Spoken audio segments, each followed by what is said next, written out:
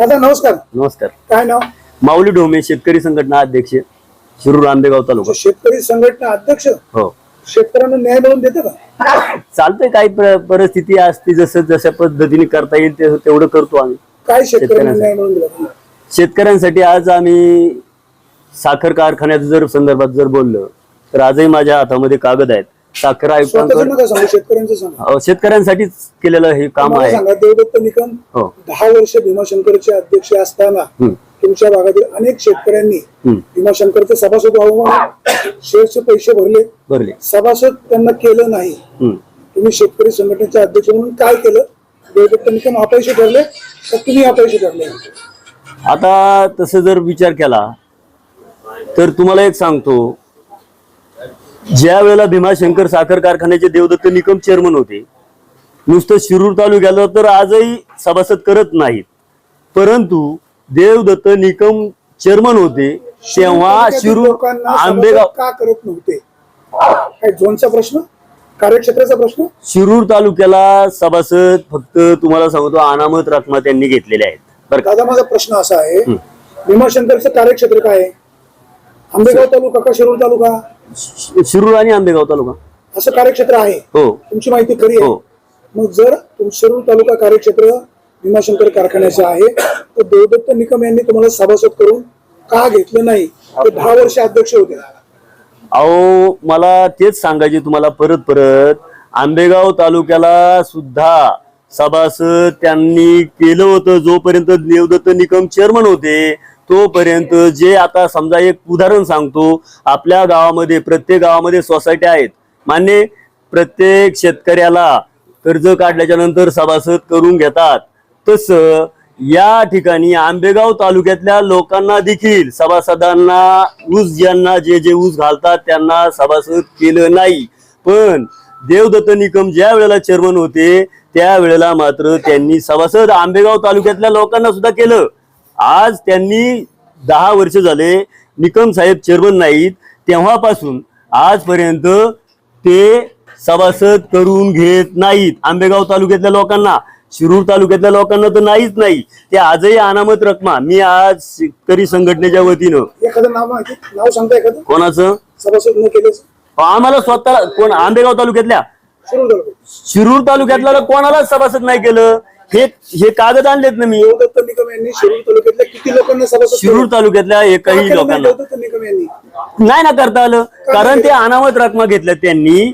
आणि आमचा तोच तर मुद्दा आहे. मी साखर कारखान्याकडे, साखर आयुक्तांकडे सुद्धा पोच घेतल्या. त्याची 3रं स्मरणपत्र तुम्हाला दाखवतो. हे 3रं स्मरणपत्र आहे. साखर आयुक्तांकडे गेलो, साखर आयुक्तांना सांगितलं, साखर आयुक्तांनी हे पत्र दिले का तुम्ही सभासद त्यांना करून घ्या. हे पत्र आहे पहा. साखर आयुक्तांनी हे पत्र, शेअरची अनामत रक्कम किती वर्षापूर्वी घेतलेली? शेअरची आज जवळजवळ 26 ते 27 वर्षे कारखान्याला हो. 26 वर्षामध्ये देवदत्त निकम 10 वर्ष चेअरमन होते. मग देवदत्त निकम तुम्हाला सभासद करू का शकले नाही? का करू शकले नाही? त्यांनी ते अनामत रकमा त्यांनी घेतल्या ना. ह्या तेच सांगतोय तुम्हाला परत दादा साधा आहे, अनामत रकमा घेतल्या त्यांनी. देवदत्त निकम अपयशी ठरले नाही. त्यांनी त्यांचा प्रयत्न केला, पण त्यांनी त्यांचा प्रयत्न केला. आंबेगाव तालुक्यातल्या लोकांना सुद्धा त्यांनी सभासद केलं. पण आज शिरूर तालुक्यात बोलतो, माझा प्रश्न समजून घ्या. हो, पुन्हा एकदा व्यवस्थित सांगतो. बरोबर. तुम्ही शेअरची अनामत रक्कम किती वर्षापूर्वी भरली? 27 वर्षापासून. 27 वर्षापूर्वी. 27 वर्ष झाले. देवदत्त निकम चेअरमन होते की नाही? हो. त्यांनी तुम्हाला सभासद का केलं नाही? सभासद केलं नाही. अनामत रकमा घेतल्यावर कसं सभासद करणार? या अनामत रकमा कोणी घेतले होते? भीमाशंकर साखर कारखान्याने. चेअरमन कोण होतं? देवदत्त निकम. सभासद का केलं? पण तेव्हा सुरुवातीला देवदत्त निकम नव्हते. त्यानंतर पहिल्या स्टार्टला आढळराव पाटील होते. आढळरावांनी तुमची रक्कम शेअरची अनामतला ठेवली. अनामत म्हणजे तुमचं अकाउंट काढलं, तुमच्या अकाउंटला ते पैसे ठेवले. बरोबर. देवदत्त निकम चेअरमन झाल्यावर ती अनामतची रक्कम शेअरची अकाउंटला जमा का नाही केली? अहो, त्यांच्या हातात काय होतं ना, शेवटी वरिष्ठांचा अजिबात नाही वरिष्ठांचा मान ठेवणं हे निकम साहेबांचा अद्यावत कर्तव्य होतं. पण नाही, हा नक्कीच नक्कीच. काय पुरावा आहे तुमच्याकडे? नक्कीच आम्ही सांगतो ना बाबा, आम्हाला प्रत्येक भाषण आम्हाला वळसे पाटील साहेबांचं नक्कीच आम्हाला लक्षात येते आणि प्रत्येक भाषणात आम्ही आतापर्यंत जसं मतदान करायला अधिकाराला आहे आमदारकीला, तसा आम्ही वळसे पाटील साहेबांनाच मतदान करत आलोय. पण वळसे पाटील साहेबांनी ज्या वेळेला पवार साहेबांना सोडलं तिथं लोकांनी त्यांना सोडलं. तो विषय वेगळा आहे. पण नाही म्हणूनच ते सांगतो ना, मुद्दा तिथंच येतो परत. नाही नाही नाही, तुम्ही गल्लत करताय. तुम्हाला सभासद करणं हो विषय मेन हो हो हो देवदत्त निकम तुम्हाला हो सभासद करू शकले नाही केले. तुमचं म्हणणं असं आहे हो. की वळसे पाटलांनी करू दिले नाही दिलं. म्हणजे देवदत्त निकम फक्त सयाजीराव होते. हो नक्कीच. उठ, बस, हो हो हो उठ, नक्कीच बस. नक्कीच आमचा हाच विषय. बरोबर बरोबर मग बरोबर. आता प्रश्न सभासदांचा तुमचा मार्गी कोण लावतोय? लागत नाही.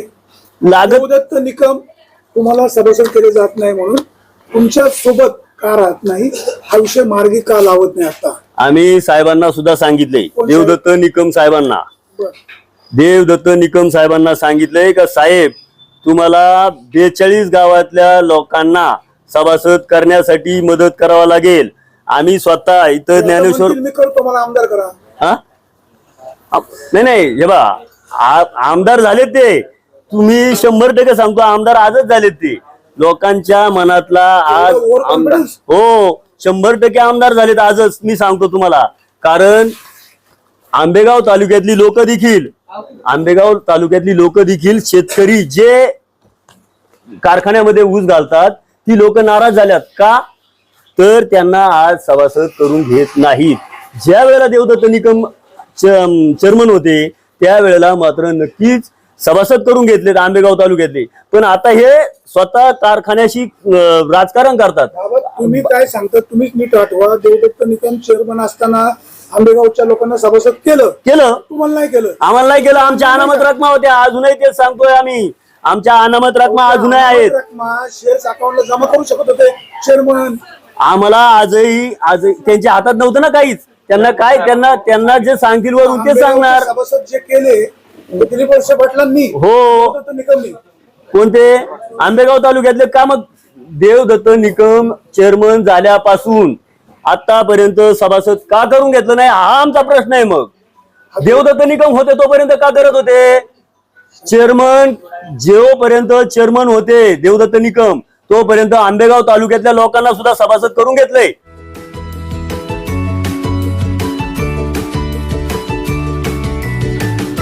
बातम्या शेतीच्या, बातम्या मातीच्या, बातम्या अन्यायाच्या, गुन्हेगारीच्या,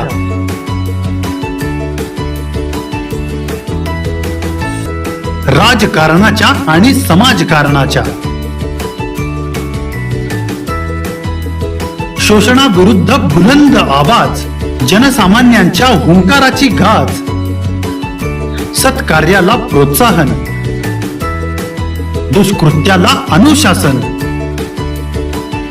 निर्भीड, निस्पृह, सडेतोड, बेधडक आणि रोखटोक म्हणजेच विघ्नहर टाइम्स. शोध बातमीचा, ध्यास सत्याचा.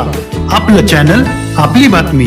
सबस्क्राईब तर कराच, पण बेल आयकॉनवर क्लिक करायलाही विसरू नका.